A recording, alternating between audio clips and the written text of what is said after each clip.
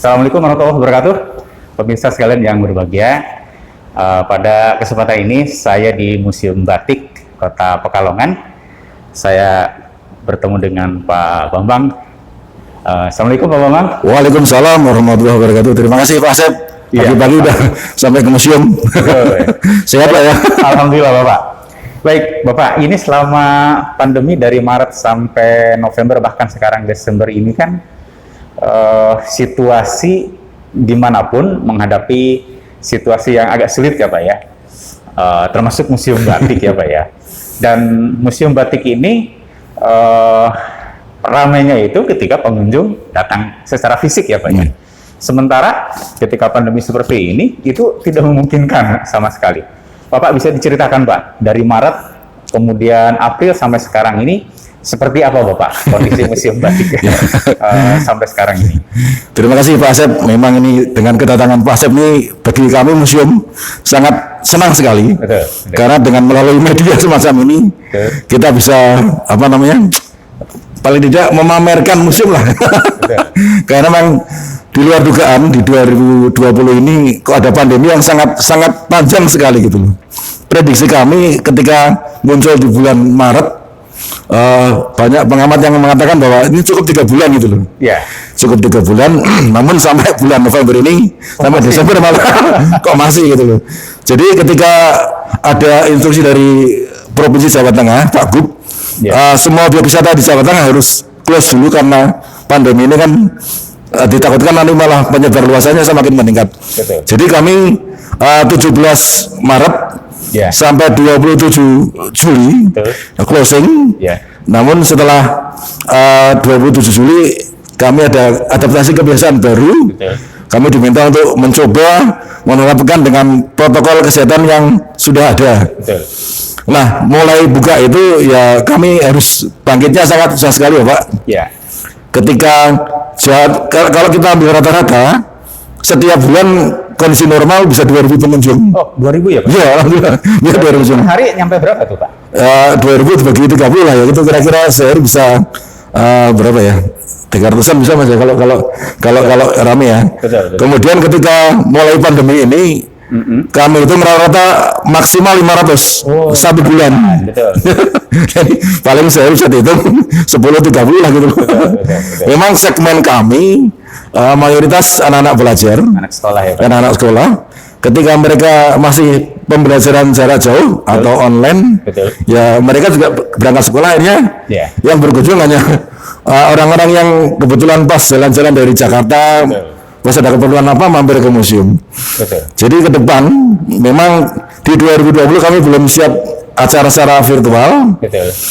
Ke depan 2020 kalau memang pandemi ini masih berkelanjutan, ya kami nanti bersama Mas Dewan dan akan menambahkan bagaimana ke depan museum ini supaya bisa tetap eksis. Mungkin nanti Mas Dewan bisa menambahkan Pak. Ya. Jadi kalau 2020 memang belum ada rencana karena kaget juga ya Pak. Betul. Ke depan mungkin sudah punya rencana. Mas Iwan bisa ini apa rencana? Ini kebetulan humas saya kebetulan juga beliau ini ahli dalam bidang-bidang yang bersifat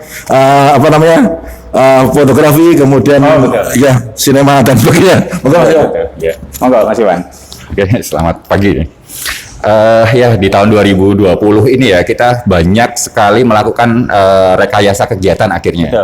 Memang ketika awal itu semua kegiatan offline semua, jadi kegiatan yang on the spot semua. Tapi ada beberapa kegiatan yang memang akhirnya kita rekayasa dan tetap bisa dilaksanakan. Seperti misalnya kemarin kita tetap mengadakan kegiatan lomba membatik ya. Lomba membatik yang biasanya ramai itu di depan untuk semua lini dari pelajar sampai umum ya. Tapi kemarin tetap diadakan, namun diadakan dari rumah. Dari rumah. Dan itu memang antusiasnya juga banyak ya. Itu ketika bulan Oktober ya orang juga lagi bosan-bosannya sudah kan dengan pandemi nggak bisa ngapa-ngapain ya. Tapi kita mengadakan itu dan diadakan di rumah itu pesertanya itu sampai 400 tapi memang dilakukan di rumah ya. Dilakukan di rumah. Jadi dari TK, SMP, SMA dan umum. Itu banyak tiap-tiap sesinya ya. Betul. Sampai 400-an orang. Memang yang agak susah itu kemarin tuh ketika pas pendaftaran dan pengambilan bahan. Tapi memang kita rekayasa sesuai dengan protokol kesehatan dan akhirnya sukses juga kegiatan itu Pakai berjalan. webinar begitu ya? Ya. Pakai Zoom gitu. Mereka membatik di rumah tapi dengan buat video. Seperti itu modelnya. Mereka memikirnya dengan video. Di rumah ya. Iya. Dengan video. Berarti tidak diselenggarakan secara real time saat itu, tapi mereka silahkan membuat kemudian divideokan gitu. Divideokan ya, ada. Prosesnya yang divideokan. Prosesnya, iya. Karena memang lomba membatiknya itu hanya membatik, hanya memakai canting, tidak full sampai jadi pewarnaan. Jadi hanya satu proses dalam pembatikan itu. Betul. Dan itu kelihatan. Dan ya alhamdulillah itu berhasil. Dan mungkin ke depan akan kita jalankan seperti itu lagi. Betul. Ya, ke depan juga kita punya konsep yang offline juga ya, untuk jaga-jaga karena dengar-dengar vaksinnya sudah ada ya. Semoga bisa mudah-mudahan tahun itu udah oke kembali ya kondisinya. Nah, cuman kita tetap ada simpanan konsep. Yeah. Kalau misalnya memang pandemi ini masih berlanjut, ya seperti itu online semua. Dan kemarin kita juga sudah berencana juga membuat konten-konten ya untuk sosialisasi ya, paling nggak kita bisa mensosialisasikan apa yang kita inginkan ya, mengedukasi masyarakat gitu, seperti mungkin ada video-video membatik seperti itu. Betul. Pak Bambang, kalau secara virtual tadi ini kan baru dalam kepentingan branding ya, branding Museum Batik dan Batik. Tapi kan revenue seperti karcis yang datang ke sini itu tidak terjadi ya Pak? Atau terjadi juga Pak? Ya emang ke depan ini perlu kita siapkan. Memang sebenarnya museum ini kan bukan profit oriented ya. Kalau kita ini bukan seperti museum di angkot di Malang. Kami memang tujuannya kan bagaimana budaya batik masih lestari gitu loh. Kalau emang belum ada pengunjung kami sebenarnya tidak masalah. Karena memang target kami bukan kuantitasnya pengunjung, tapi bagaimana banyaknya kita memberikan layanan museum itu loh. Jadi memang kemarin ketika kami kan kami ada dana DAK dari Kementerian Pendidikan dan Kebudayaan, Pak Dirjen mengatakan museum sekarang bukan kualitas pengunjungnya, tapi bagaimana banyaknya layanan yang kita berikan gitu. Makanya ketika nanti ke depan ketika pandemi masih berlanjut, ya tadi sebagaimana disampaikan Mas Dewa, kita tetap virtual dan dengan target seberapapun yang kita peroleh ini tidak masalah gitu. Ya, Mas Dewa, selama ini sosialisasi tentang batik dan ragamnya ini lewat media apa saja selain pengunjung datang ke sini? Ya, kita ada beberapa media sosial ya, kita bermainnya selalu di media sosial. Selain kita punya website ya, tapi lebih aktifnya kita di media sosial. Ada Facebook, ada Instagram, ada Twitter, dan YouTube ya. Kalau YouTube itu kita baru mulai nih sekarang kemarin ya, gara-gara ada kegiatan lomba itu akhirnya kita harus buka YouTube nih. Akhirnya kepikiran juga. Tapi yang selain YouTube itu yang lainnya memang sudah aktif dari sebelumnya ya. Tingkat kunjungannya juga lumayan, dan itu juga kita buat konten-konten yang masih sederhana sih ya, seperti misalnya kemarin kita ada fumigasi, itu kita liput. Nanti ada pencucian kain, itu juga kita liput. Jadi kegiatan-kegiatan apa yang tetap kita jalankan walaupun masa pandemi ini kunjungan kita kurang ya, tapi tetap di museum itu tetap berproses. Ya, karena ada sarana prasarana yang harus dijaga.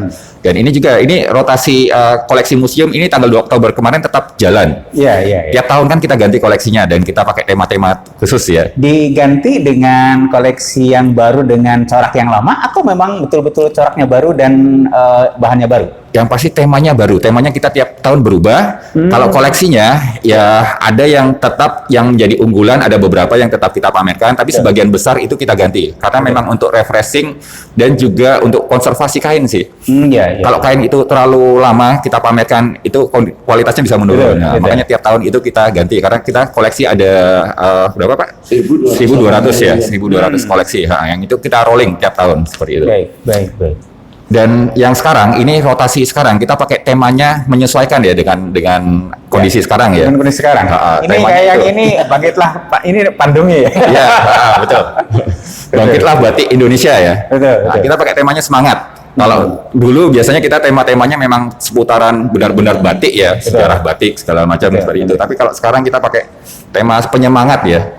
bangkitlah batik Indonesia. Betul. Karena juga kita merasa kita bagian dari komunitas batik di Pekalongan ya dan Indonesia ya. Betul. Banyak teman-teman itu yang mengeluhkan, wah ini banyak penurunan ini. Iya. Nah, kita pakai tema semangat ini. Betul. Tetaplah berkreativitas, tetap lestarikan batik seperti itu, Pak. Betul. Pak Bambang, selama ini kalau siswa SD datang ke sini ini, yang target dari Museum Batik ini memperkenalkan apa Pak? Apakah hanya proses membuat batiknya saja, atau sudah sampai ke jenis corak batiknya Pak? Ya, terima kasih. Ya. Memang tahun ini kami kehilangan siswa yang berkunjung. Ya. Sebagaimana yang sudah berjalan, itu tiap tahun kami sebetulnya ada 3.000 siswa yang pasti belajar batik di sini. Oh. Jadi kita bekerja sama SD, dengan SMP ya Pak ya? hanya SD saja. SD saja itu. Kami bekerja sama dengan Dinas Pendidikan Kota. Betul. Jadi mereka ada 3.000 siswa Ya. yang tiap tahun berkunjung ke sini pasti itu. Nah, ini kemarin baru datang kurang lebih 300 orang kami closing. Jadi sebetulnya kalau ada kegiatan semacam ini, perekonomian di museum jalan. Mengapa? Karena juga kami harus membeli peralatan untuk membatik. Betul. Kemudian kantin saya juga laku. Kemudian banyak yang efek domino dari kegiatan tersebut ya. Ekonomi ya. Namun kan anak-anak tersebut tidak ke sini. Memang harapannya ketika anak-anak SD ataupun SMP berkunjung ke museum, di samping melihat koleksi, kita kenalkan motif batiknya. Motifnya. Kemudian bisa mencoba bagaimana menghasilkan suatu batik tersebut. Betul. Mereka kita ajari nyanting, Betul. kita ajari ngecap, kita ajari pewarnaan juga. Ya. Jadi mereka tidak hanya belajar, mereka harapannya supaya tidak hanya tahu bagaimana menggunakan batik, tapi bagaimana prosesnya. Betul. Karena memang mencari pembatik, katanya beberapa pengusaha atau pengrajin batik mencari pembatik yang sekarang tuh susah sekali gitu loh. Ya. Sudah spo-spo. Betul. Jadi mereka supaya saya juga kebetulan kemarin ketika ada anak pengusaha batik, pengrajin batik ke sini, saya tanya, udah pernah ke peranggoknya? Kalau bahasa sini kan peranggoknya ya. Yeah. Udah belajar pernah ke peranggoknya orang tua belum? Yeah. Nggak pernah Pak. Jadi mereka ke sini akhirnya belajar motif juga. Betul. Iya, jadi memang di sini di samping belajar motif, sejarah, kami upayakan mereka tahu proses pembuatannya. Betul. Iya. Mas Iwan, kalau jenis batik yang sampai 1.200 motif ya, itu dari mana saja? Rata-rata koleksi kita itu berasal dari sumbangan ya. Jadi ketika museum itu dibangun oleh Yayasan Batik dan Kadin pada saat itu, mereka mengumpulkan banyak batik dari para kolektor, para pencinta batik. Betul. Dan itu bersifat memang sumbangan. Dan beberapa tahun terakhir ini kita juga tetap membeli dari APBD, tapi memang jumlahnya sedikit ya. Yes. Ya, tapi dominannya tetap dari sumbangan seperti itu. Betul. Mewakili corak batik se-Nusantara nggak, Mas Iwan? Ya, konsepnya Museum Batik ini bukan Museum Batik Pekalongan, tapi Indonesia, Nusantara. Indonesia. Ya. Nah, jadi beberapa pengkategorian ya, kita dari koleksi 1.200 itu ada koleksi batik pedalaman yang dari Jogja Solo, ada koleksi batik gaya pesisiran, batik Nusantara, batik mancanegara itu juga ada. Betul. Seperti itu. Kalau batik kan sebetulnya makna di balik goresan canting ya. Ya. Sudah sampai mendokumentasikan belum Mas Iwan? Misalkan ini jenis batiknya apa, ini ceritanya seperti apa. Pastikan setiap batik itu punya cerita di balik batik kan? Ya, betul. Tahun 2019 sampai 2020 ini kita lagi pengembangan juga untuk ke database ya. Database itu baik secara data, informasi, registrasi, jadi penomoran dan juga dokumentasi foto. Nah, itu kembali kita kembangkan untuk memperbagus database. Kita sebenarnya sudah ada database, tapi kita rapikan kembali dan penomoran juga. Dan otomatis ketika penginputan data, itu kita mulai juga mengembangkan informasi apa yang dari tiap-tiap batik yang kita dokumentasikan itu. Memang sudah ada sih keterangannya ya, tentang motif apa, itu berasal dari mana. Tapi itu juga tahun ini kita perdalam tentang apa informasi tersebut. Ya. Ke Pak Bambang.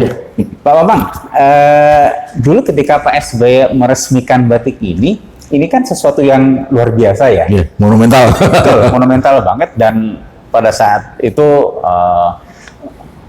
betul-betul belum ada di tempat-tempat yang lain gitu kan Pak. Padahal bisa aja mungkin Jogja atau Solo itu melakukan, tapi itu Pekalongan duluan yang melakukannya. Ini sebetulnya keuntungan yang sangat besar bagi kota Pekalongan ya Pak Bambang ya. Bisa diceritakan flashback sedikit Pak ketika saat itu Pak? Ya, ketika itu awalnya ada Pekan Batik Pekalongan. Betul. Kemudian beberapa inisiasi orang-orang pegiat batik di Pekalongan ini kan, Ya. bagaimana harus punya museum, karena mayoritas bisa dikatakan penghasilan Pekalongan dari pembatik. Betul. Kemudian mereka mengumpul di satu tempat, dulu belum di sini ya. Ya, Dulu kan kantor Bapeda, kantor Pak Wali Kota. Betul. Ini kantornya kan memang sudah sangat berumur sekali. Ya. Mereka berkumpul di satu tempat, bagaimana Pekalongan harus punya museum batik. Ketika 2006, kemudian kebetulan pada waktu masih kepemimpinan Pak Basir, Ya. kemudian mereka bersepakat dengan yayasan, dulu ketika itu Yayasan Kadin, Betul. mendirikan museum batik. Kemudian pas ada acara Pak SBY Betul. diminta untuk meresmikan. Ya, emang dengan adanya museum ini kan kita bertambah sekali, Ya. karena objek wisata kita yang di utara udah tenggelam. Ya. Dan kebetulan di tahun ini ada bantuan dari Kementerian PUPR, mudah-mudahan bisa diwujudkan lagi sebuah wisata pantai yang sangat-sangat terbesar lah barangkali itu. Betul. Ya, saya tadi menambah yang disampaikan Mas Yoyo terkait dengan koleksi. Ya. Memang kami itu bisa dikatakan kita tidak punya kemampuan untuk membeli koleksi. Ya. Baru-baru ini ada tamu dari Jakarta Ya. berkunjung ke museum. Oleh pemandu di awalnya mereka bertanya dulu, Mas, ini koleksinya dari mana ya? Ya, kebetulan pemandu saya juga pintar bahasanya. Ya. Ya, kalau ibu punya koleksi silakan aja disimpan, dihibahkan ke museum itu loh. Iya. Tanpa basa-basi mereka mengirimkan paket Oh. kepada museum batik dan berbeda-beda. Tapi untungnya ada nomor HP-nya yang bersangkutan itu loh. Betul. Kami kan tidak berani membuka paket tersebut, takutnya ada sesuatu yang kurang pas ya. Betul. Ini Mas ya, saya minta untuk menghubungi pengirim. Betul. Itu koleksi buat museum. Kita kan nanya juga di identitasnya. Iya. Sempat marah juga, kalau Bapak nggak terima dikirim kembali aja. Akhirnya kami memberanikan buka, alhamdulillah dapat 8 koleksi yang memang benar-benar cukup bagus juga. Dan itu rencana akan kami tampilkan lagi, dan kami akan undang beliaunya supaya bisa datang ke museum lagi untuk bisa memberikan lagi. Betul. Mas Iwan, ke depan ada rencana yang strategis nggak Mas tahun 2021? Ya, banyak sih rencana ya. Ya itu tadi ada yang baru-baru itu kita ada ya, kayak seperti yang misalnya online ya. Ya semoga bisa terwujud ya. Kita akan untuk sosialisasi ya, karena saya nanti banyak ke promo juga. Untuk kita lebih memantapkan di media sosial, membuat konten-konten apa yang lebih bermanfaat ke masyarakat ya, edukasi ya. Seperti itu. Dan kegiatan-kegiatan seminar mungkin Pak ya, bisa ya. Kita adakan secara online seperti itu. Ya. Dan juga Tapi kan pandemi ini nampaknya mungkin tidak bisa seperti normal seperti awal ya. Iya. Artinya ada perubahan desain di dalam sosialisasi, di dalam mengundang orang, mungkin gitu kan? Iya. Betul. Banyak strategi yang ya itulah nanti juga bisa berkembang ya ke depan. Kita nggak tahu ya seperti apa setelah pandemi ini, mungkin ya ada perubahan ya. Ya gimana caranya, pintar-pintarnya kita lah untuk beradaptasi ya dengan kondisi-kondisi baru seperti itu. Ya. Baik, Pak Bambang, harapan ke depan seperti apa Pak? Kepada masyarakat, museum batik ini seperti apa gitu? Memang beberapa pencinta batik Pekalongan ini sempat kemarin membuat ilustrasi ke depan, bagaimana museum ini supaya lebih cantik. Kami ini kan bangunan heritage, tidak boleh merubah. Bisanya hanya membuat interiornya supaya cantik gitu. Betul. Kemarin udah kami berkumpul dengan, nanti akan mungkin ke depan akan dibentuk Dewan Pemerhati Museum. Ini dari kalangan pembatik dan beberapa orang yang memang benar-benar cinta dengan museum. Harapannya ke depan museum bisa ditata ulang interiornya. Karena kami berharap seperti Museum Angkot di Malang. Baik. Konsepnya kekunoan dalam kekinian. Bagaimana mobil-mobil kuno tapi kalau ditata di tempat yang menarik, cantik yang menarik, harapannya pengunjung semakin banyak. Dan kepada masyarakat kami harapkan juga yang mempunyai koleksi di rumah daripada dilipat, disimpan di sini ya Pak ya. di dalam lemari, lama-lama kan itu rusak. Karena kalau kami penyimpanannya kan modelnya di roll, digulung, Betul. jadi tidak ada lipatan. Betul. Dan kami tiap tahun ada fumigasi, artinya kain-kain yang disimpan di museum ada obatnya supaya tidak ada hama yang baik. menggerogoti usia batik tersebut. Nggih. Baik. Makasih Pak Bambang, makasih Mas Iwan. Pemirsa, Mas Iwan. demikian perbincangan kami dengan Pak Bambang dan Mas Iwan sangat menarik. Mudah-mudahan ini menjadi referensi bagi para penonton semua. Terima kasih atas segala perhatiannya. Kita bertemu dalam segmen berikutnya. Assalamualaikum warahmatullahi wabarakatuh.